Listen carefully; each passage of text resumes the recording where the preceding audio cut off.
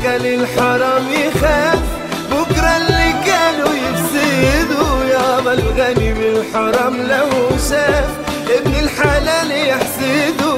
ناس بتعبي في سكاير مقاسي معاصي وخساير. ناس بتعبي في سكاير مقاسي معاصي وخساير. من بعد ضميره ده ماله مهما يسدف في ماله. مين بعد ضميره ده ماله مهما يسدف في ماله. ولا يعلي في عماير مصيره مستقصده. قولوا للي أكل الحرام يخاف بكرة اللي كانوا يفسدوا. يابا الغني بالحرام لو شاف ابن الحلال يحسده.